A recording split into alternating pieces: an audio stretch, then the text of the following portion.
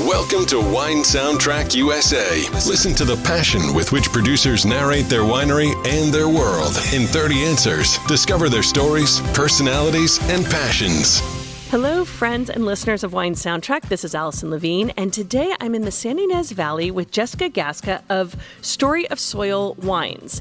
Jessica, welcome to Wine Soundtrack, and tell us your story about Story of Soil. So tell us about the winery and where we are. Hello, Allison. Thank you for having me. It's a privilege to speak with you today about Story of Soil. I guess I'll just start with the fact that I believe wine is about the land it's grown in. I believe that wine is about the place, the microclimate, the soils, the vintage, and that's going to change from place to place around the world. So for us, we don't own any land. All of the vineyards that I work with are vineyards that I source fruit from. And these are all vineyards that I believe deserve the respect, given that they're in different areas across Santa Barbara County.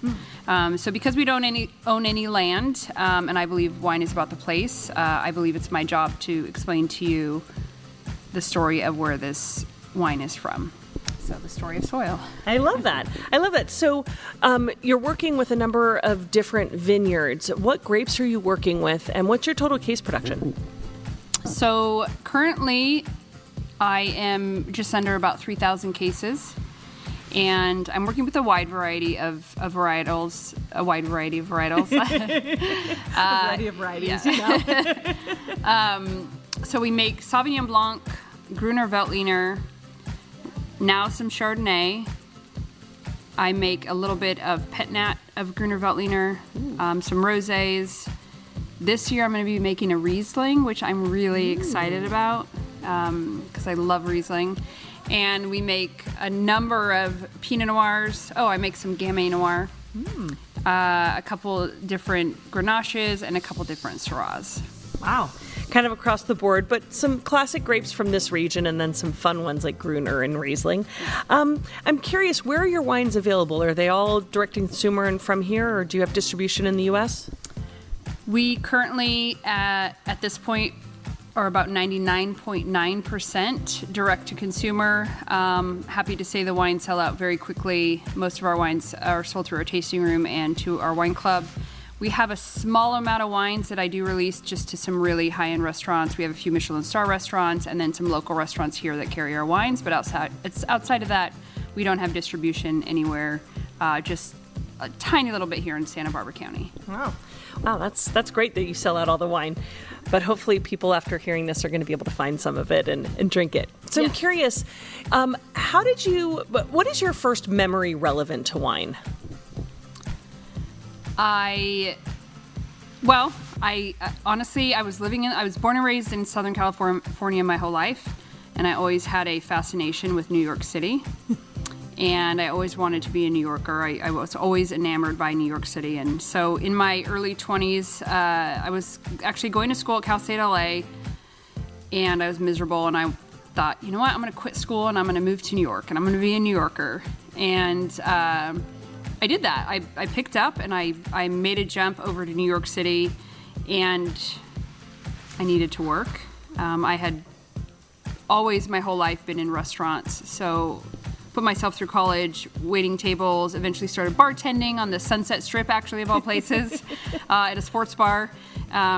So when I moved to New York City, I was a bartender, and I got a job at it was a brand new restaurant on the Upper West Side. And it is called Nice Maton. It's still there. It's a great food program, great wine program.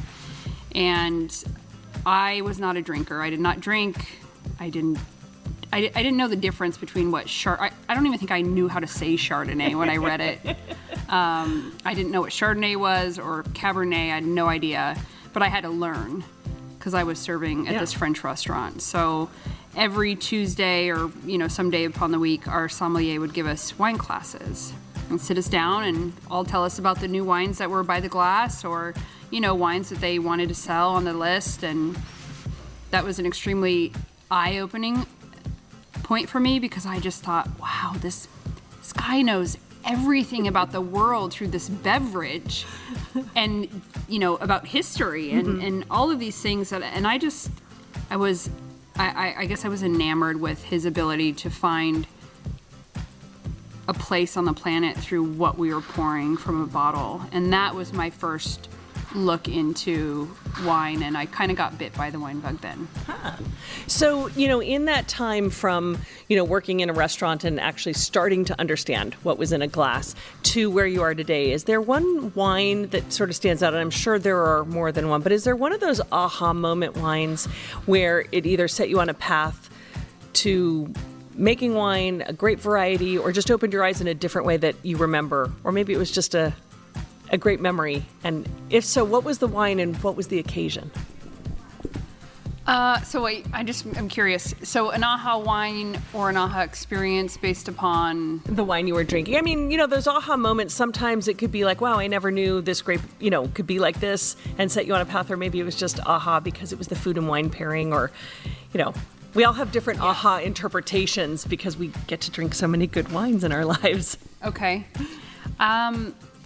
I think for me, one of my aha moments was I have a set of friends, Mike and Holly Holiday, who are in the wine industry, and we used to see them a lot more frequently a number of years back, because we had some friends that always hosted a Wine Wednesday, but got to know them through that and went to their wedding. Just phenomenal people. And it was Mike's birthday, and they were having dinner, a small group, at Maddie's Tavern in San Ynez. And this must have been, gosh, I don't even know what year it was, 2015. I had already started making wine. I had already started in my career path. But they brought out a bottle of Chateau Reyes. And I just remember feeling this, because I drink a lot of wine. Yeah. I mean, in all honesty, 1,000%, I probably drink 400 bottles of wine a year. Like, I have a lot of wine in my life. She doesn't have a problem, my kid. She looks very normal. Just being honest. I probably shouldn't let my mom listen to this podcast. But, we're making wine and being exposed to wine and some of the best winemakers of the world here in Santa Barbara County, and really some really great programs.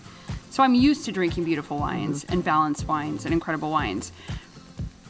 I think Chateau Reyes was this level of, holy shit, what, how, and what, and why, and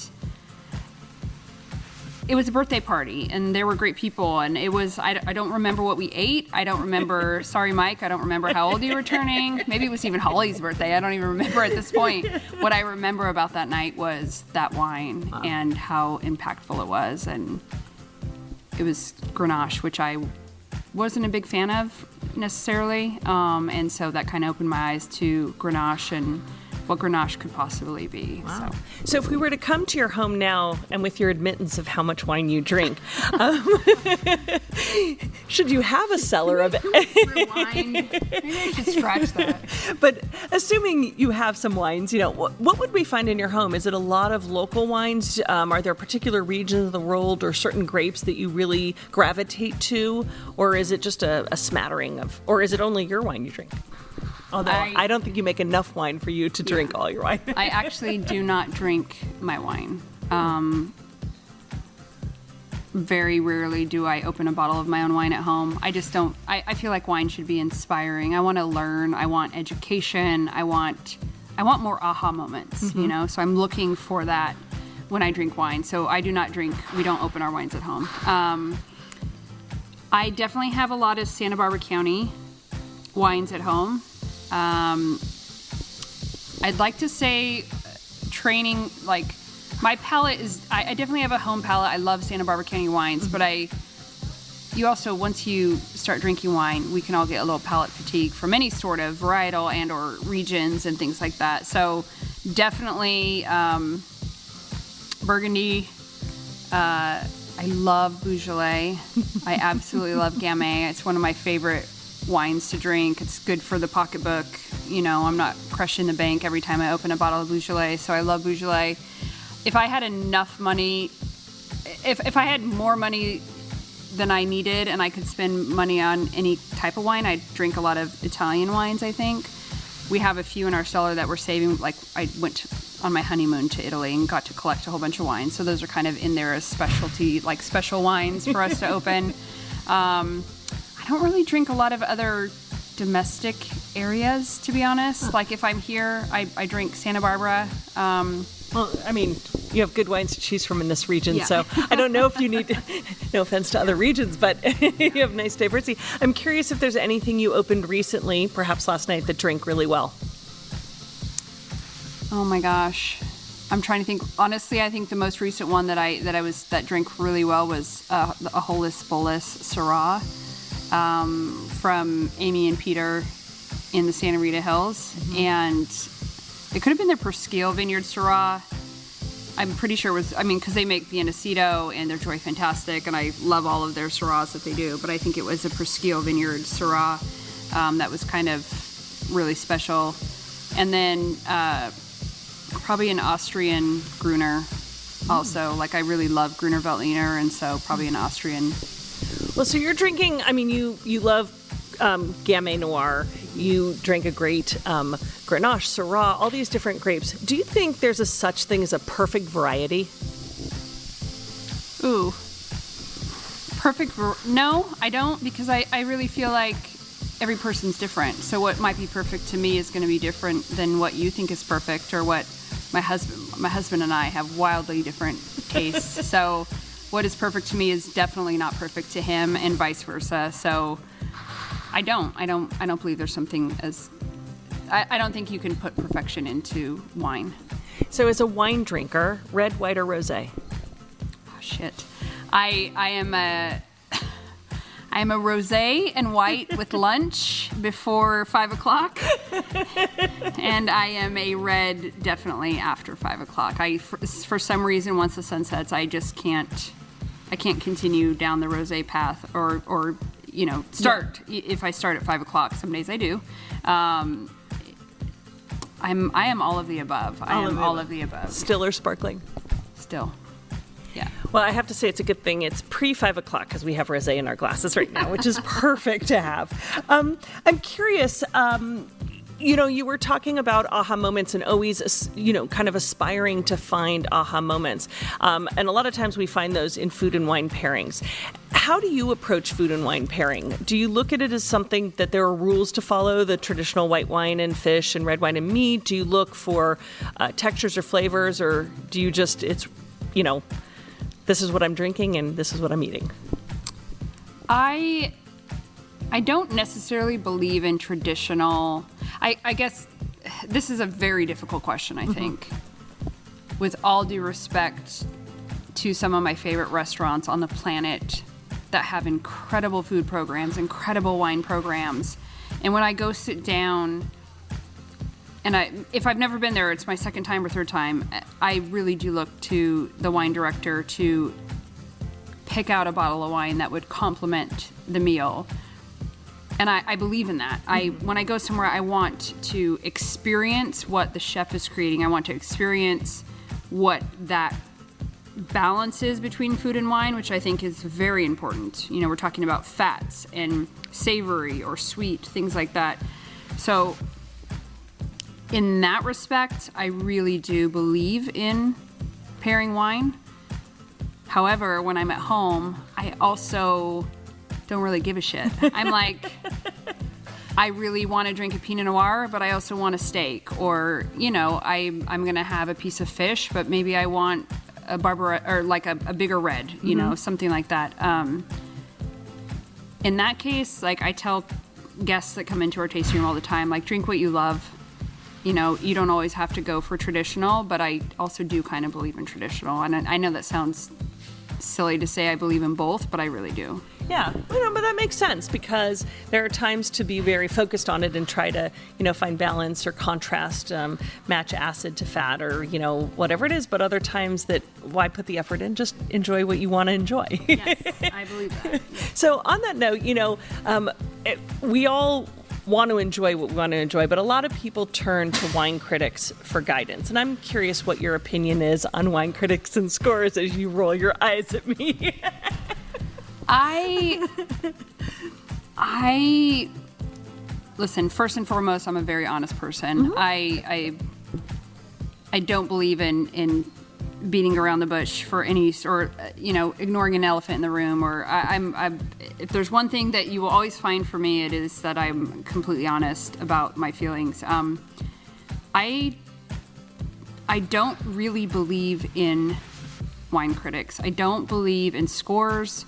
I don't believe that one person can dictate whether a wine is good or bad. I don't believe that one person tasting 100 wines a day, the following day is going to taste the exact same wines, maybe in a different pattern, and they're all going to receive the same scores. Moods matter, tastes matter, like when you taste, how you taste, if you had a cold, if you don't, all of these things that are naturally human. So if we look at one person to judge our wines, to me, I just think that's ridiculous. I think it's not fair. I think it doesn't make sense because wine is also an evolution. So what day I decide to pour a wine for a reviewer could be different than 2 months or 6 months or 12 months from now. And because of that, I don't submit my wines. I take that back. So here's also the other side to it. Because There's always two sides. Because there is actually, yes. I chose early on, as I worked for other winemakers and studied under other winemakers, that watching the amount of stress that they would go through and watching them submit one wine to say like Wine Advocate or Wine Enthusiast or, Jeb or whatever it was. And then that same wine would get, 98, but from somebody else would get 89. And the level of stress that caused for these winemakers, to me, was pretty eye-opening because I thought to myself, like, yeah, but the people that are walking through your tasting room or the people that are walking in to taste your wines love your wines. So why does it matter? Just all of the experiences that I had before I launched this, I just came to the conclusion that I don't think it matters. However, as a winemaker, I always want to open myself to my industry. I want to understand my industry. I want to experience my industry. And so I chose early on to only submit my wines to one person. And I've never once used a score I'm not knocking anybody that uses a score to sell wine at all. I get it. I totally 1,000% get it. But I've never used it as a tool to sell wines. Because I don't believe that, even though I really respect the person that I submit my wines to wholeheartedly, and I love talking to him, sitting down with him, understanding his process and seeing what that's like, I want somebody to just come in. I don't care if you've tasted wine for the first time or you've tasted brilliant wines around the world. Taste my wine, and if you like it, buy it. If you don't like it, that's okay. Right. Move on from it. But I don't think that guy over there who gives it, 95 points should make or break how you view my wine, and so that's why I have a really, really hard time with scores and why I don't necessarily believe that it's pertinent. Yeah, I mean, I can see the challenge when you're a smaller producer and trying, like you said, you can't knock someone who puts a score out there. You're trying to get visibility in a very crowded field, but at the same time, yes, each person's opinion should be their own.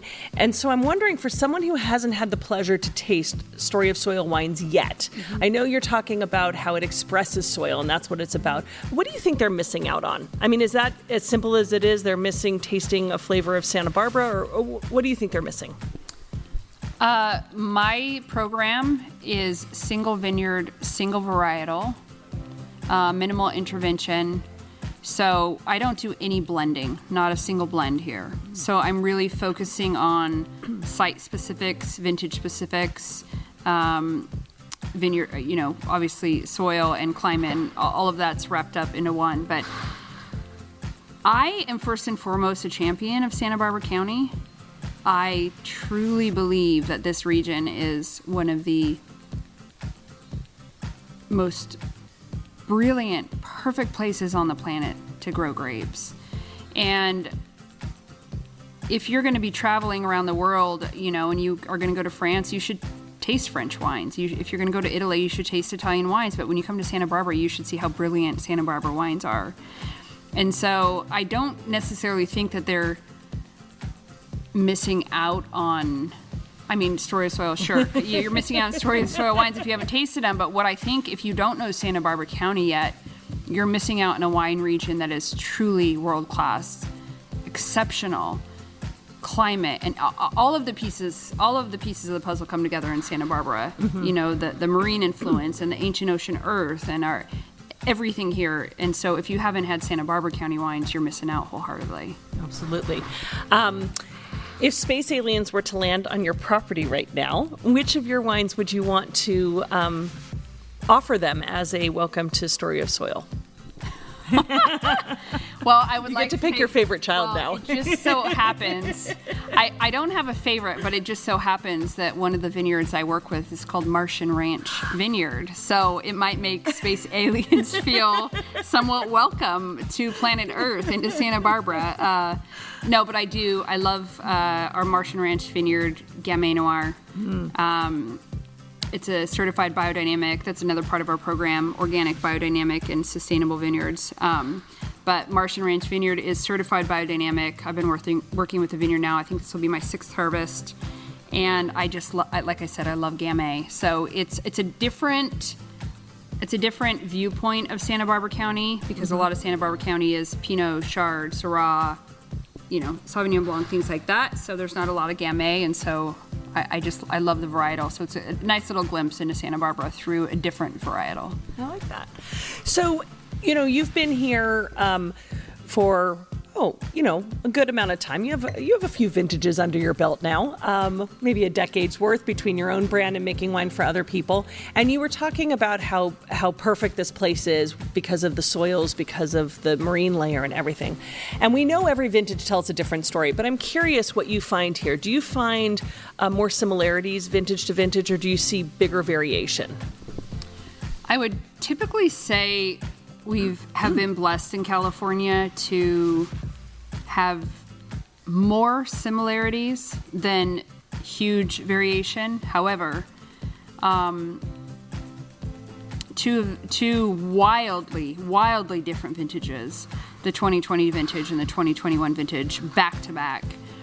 Two of the most, for myself, obviously as a younger winemaker with younger experience anyway,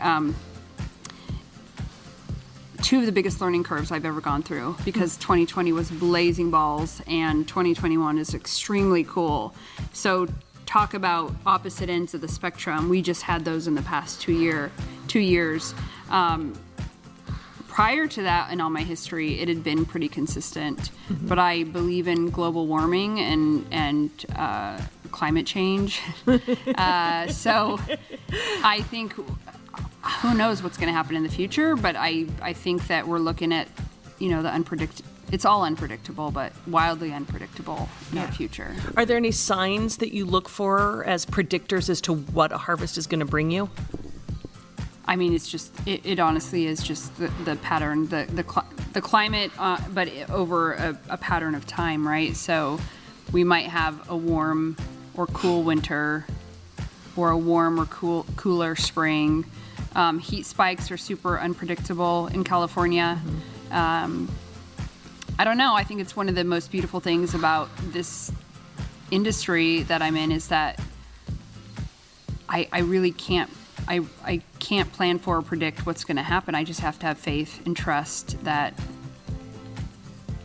Mother Nature's going to be good to us, Well, we're sitting here kind of at the very beginnings of a harvest. And I think things are happening a little faster for you than you might have been ready for. So Mother Nature is throwing a little curveball as we get into this new vintage. But I'm curious, do you have any good luck rituals or any sort of traditions that you do at the beginning of harvest with your team that hopefully you'll have time to do this year instead of scrambling to clean and prep everything? I mean, I grew up in my wine career when I first moved up here to make wine, starting at CCWS, which is now called Miller Family Wine. But CCWS really birthed an incredible amount of vintners. And when I moved up,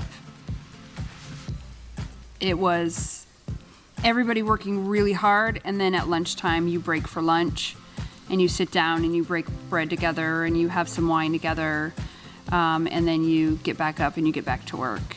And I really loved that camaraderie. I really loved everybody pausing and taking a minute to connect. And so with our new winery space, just because this is our very first year in our very own winery, Yay. yes. So today, right before you got here, we barbecued some chicken and we had some lunch together, and we opened a bottle of rosé and we sat down and we ate lunch together, and now we're back to work. So I love it. I think the camaraderie is great, and I'm sure it's not something you just do at the start of harvest, but something you do kind of through harvest. Yeah, that's definitely a throughout thing. I definitely think that's builds also team, a better team building, to be able to sit down together and spend time together and not just be all about work. But that's an ongoing thing, not just throughout harvest, but also throughout the year. Mm-hmm. So there's dealing with your team and the communication you have with them, but I want to switch over and find out your communication with your wine. You spend time in the vineyards going and checking out your grapes, and so I'm wondering what sort of relationship you have with them, if there's a little communication that goes on between you and them. Do you talk to the vines?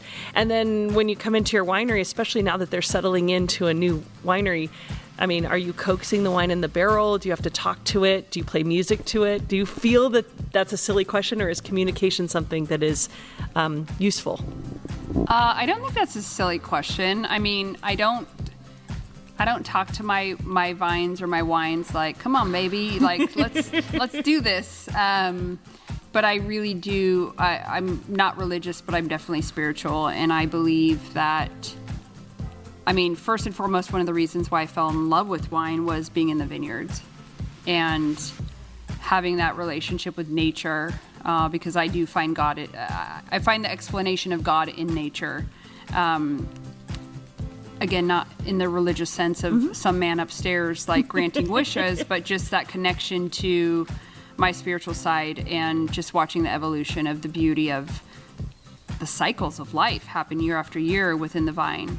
So I definitely say that there's a little, I say a little prayer to the universe, to Mother Nature, to whoever is upstairs. It doesn't matter who or what it is, but or the power that it is, but just a little prayer to, guide me in the right direction, help my decision making, listen to what each vintage and vineyard gives me, and just really taking especially the mornings that I'm there, because I'm at every one of my picks, but like take in the morning and appreciate it and be grateful for it. So that's kind of I'd say the communication doesn't necessarily happen to the vine or to the wine. It more is a communication with a gratitude to the universe for allowing me to do this. Actually, on the back of every single one of my wine bottles, we put "Wine Made in Gratitude," because it is my mantra, and I wake up every day thankful for being able to do this on a daily basis. I love that. Well, when you're not working, what do you like to do in your free time? I mean, you love what you do, but what else do you love? I have a 4-year-old, so I don't necessarily have a lot of free time. I mean, before my 4-year-old, I loved to run. I was a runner. I still try to run. I don't necessarily think that I have I don't know. I don't have a lot of free time. I'm like, I don't even know what I like to do anymore. I have a kid and a husband and a business, and I'm the president of the Vineyards Foundation, and I sit on some boards, and I'm like, what do I like to do? I don't really know. Sleep. It's a good thing you like your job. That's true. So, you might not have a lot of free time, and I know you have a child, but on the rare occasions that you might steal away to set up a romantic evening for you and your husband, you said before you and your husband have very disparate tastes in wine or preferences in wine. So what sort of wines would make for a romantic evening for both of you? What do you open up that you can both find a happy medium on? Happy medium, definitely, probably some Grenache. I tend to drink a lot more Pinot and some lighter wines. My husband likes a little bit more bigger structure, a little bit more tannin, a little bit more oomph to his wine, and I'm kind of the opposite. But I find that certain Grenaches can be a happy medium there for the both of us. And I'm curious, when you think about, the work, and obviously you've worked for a number of winemakers, and you were talking about how you've watched and learned from them and how they've done things. Was there a piece of advice that maybe one of them gave, or maybe this came from a teacher or a family member long ago, but a piece of advice that you carry with you in your life, something that you either live by or work by? Definitely patience. I mean, my winemaking style is aiming to be minimal intervention, and so native yeast, I don't manipulate the juice to skin ratio. All my reds are unfined and filtered. I'm really just trying to be minimal intervention, no new oak. When you're minimal intervention and you don't have the tools as, say, a commercial winemaker, you're not using,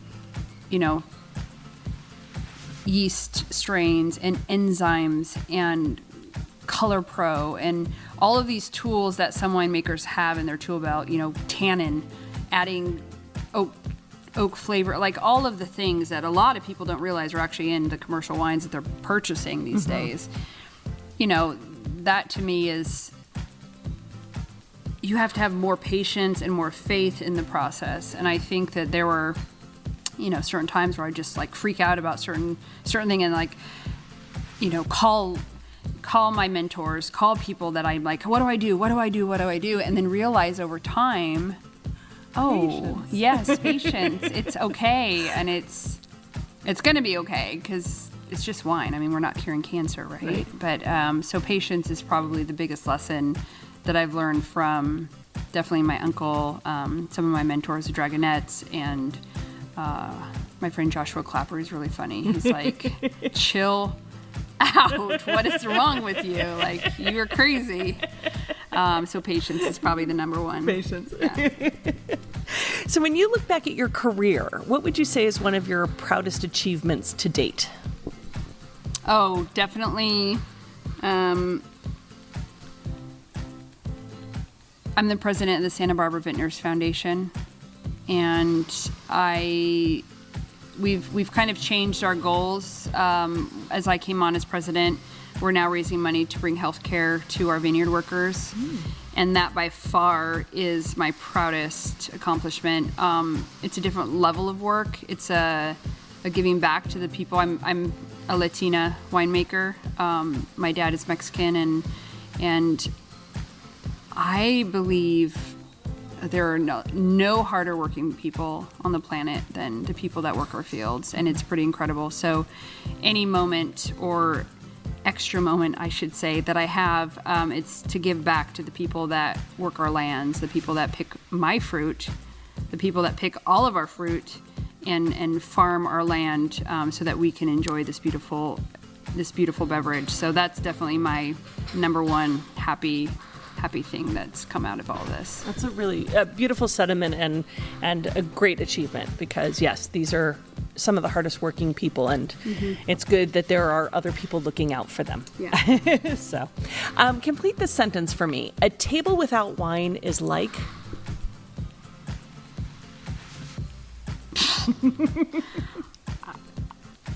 I was going to say sex with your clothes on, but I don't know how appropriate that is. It's like, hey, if that's what came to mind. What's the point? Like, that is what came to mind. And I was like, I probably should not say that. Again, I am not going to let my mother listen to this podcast. Maybe you can redeem yourself here with the next one. Okay. We're sitting at a beautiful wood table. We've got a bottle of your wine on it, and there's an empty seat next to you. Who from any walk of life, living or deceased, known or unknown, would you want to share a bottle of Story of Soil wines with? My husband. I mean, not just necessarily Story of Soil wine, but any wine. I would pick him over and over every day, forever. That would be my person. Yeah. I love that, and I'll accept it. But is there anyone from any walk of life who you have not had the pleasure to share your wine with yet, that you would love to see drinking your wine and share that with them? Yeah, I actually... Jim Clendenin. Now, what's interesting is because I have... So my uncle is my mentor, my Uncle Gary Burke. He has Costa de Oro winery here in Santa Barbara, but he actually worked for Jim, was very close to Jim and his family and Bob Lindquist. And my uncle learned from Jim Clendenin. And so through Jim, my uncle had his winemaking techniques, and through my practice, my uncle being my mentor, I learned from him, he learned from Jim, and I always looked up to Jim because my uncle had always looked up to Jim, and when even before I started making wines, I would come up here and I was just goo goo gaga over Jim and his wines and his Pinots, and I have a lot of those in my cellar, by the way. I think they're phenomenal wines. And one event we did at his house for Mission Santa Barbara a few years back, and I got to sit next to Jim, and I was so nervous because I brought my wine, and there's tons of people there, and everybody's drinking Au Bon Clement and just all other sorts of wines, and my wine's sitting there, and he takes it, and he's talking to people, and he leans over and he goes, "Whatever you're doing, keep doing this, like, good job." But I think it would be amazing to just sit down next to him and just, talk about all things wine, all things Pinot Noir, and just listen to him. And if I could have one person, right? It wasn't a big party. He didn't know me. I mean, he only knew me as Gary's niece. I don't even think he knew my name. But I was such a fangirl of his, and if I could, it would probably be him. Yeah. See, there, not so hard. There you go. So I'm curious, you were talking about, climate change and being a believer in it. And, I think, wine is something that's a part of culture that hopefully won't go away. But if you were being sent off to a deserted island, it's the very typical question. I'm sure you've heard this before, but what 3 wines would you want to take to your desert island space? I'm only saying this because you don't have to worry about, I'm always asked this, is there refrigeration, electricity, limits, ice, anything, nothing, whatever wines you want, assuming the conditions were perfect. Gruner Veltliner, Gamay Noir, and Pinot Noir. Wait, and some old Italian wines too. Old Italian wines from where?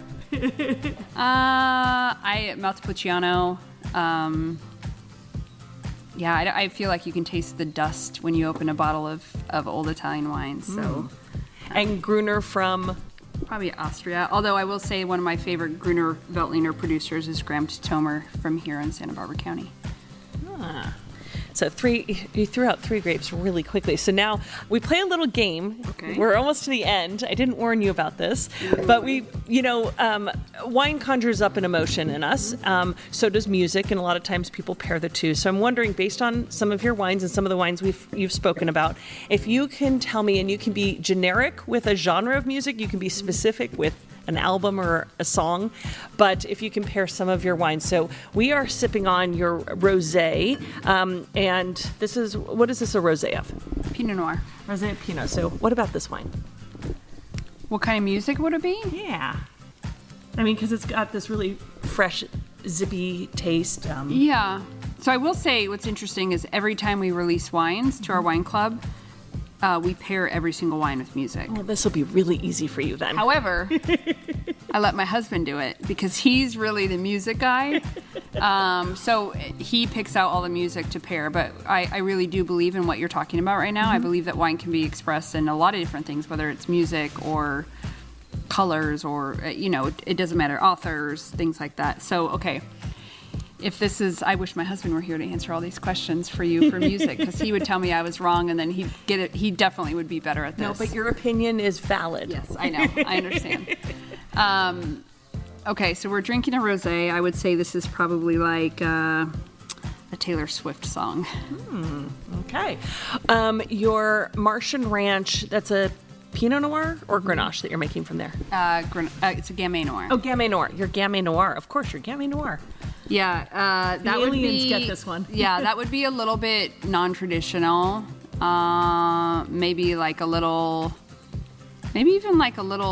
because it's a little funky, like maybe a little reggae rock or something like that. Just not something non-traditional, and I like that. that's a different little expression to it, but in a feel-good kind of way. Your Gruner Veltliner. Oh, geez, that's going to be like. Because I love like high acid, super racy, like I'm going to say a violin like solo, just like super racy and like one noted but like very, very, I don't even know how to describe it. You know what I mean? Like just perfectly pure and to the point and hitting all the notes perfectly. Yeah, I don't know how else to describe that. That's okay. And then Pinot Noir, you pick the vineyard. This way I'm giving you a little cheating. You can maybe already have an answer in your head. One is Story of Soils Vineyards?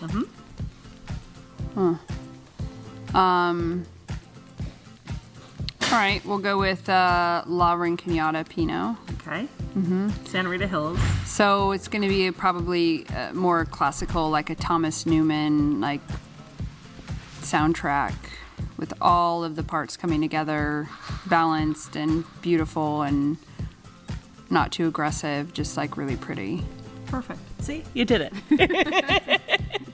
I won't press you for more. You've been great. I have one more question with two parts. The first part is, of all the wine regions in the world, what wine region is the top of your bucket list to explore next?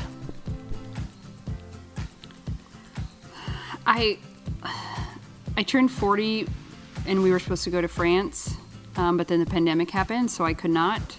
However, at this point now, I really want to go to Beaujolais. Beaujolais is definitely, I think, just because I'm so in love with the grape and I want to explore more of their areas. That's probably top one, and then France after that would be two. Just anywhere in France after that. Yeah. Austria, Portugal, I don't know, a lot Everywhere. of places. Yeah, everywhere. Well, you started out by talking about how you're a big proponent of Santa Barbara County, the San Ynez Valley, and people should come up here. And if they come up here and they want to find you, how can they find you? How can they taste your wines? We have a tasting room in Los Olivos, California. We're open 7 days a week, 11 to 5. We recommend a reservation, especially on the weekends, but we do take walk-ins as well. And that's on our website. You can make a reservation at storyofsoilwine.com. And we also do some private tastings at our winery. So a little bit more for the wine geek that wants to get in more to, the questions and the explanations and the education. So we also do some of those private tastings at the winery as well. Fantastic. Yeah. Jessica, thank you so much for joining us on Wine Soundtrack. I think it's time to drink some more rosé. Oh, cheers. Cheers. Thanks for listening to a new episode of Wine Soundtrack USA. For details and updates, visit our website, winesoundtrack.com.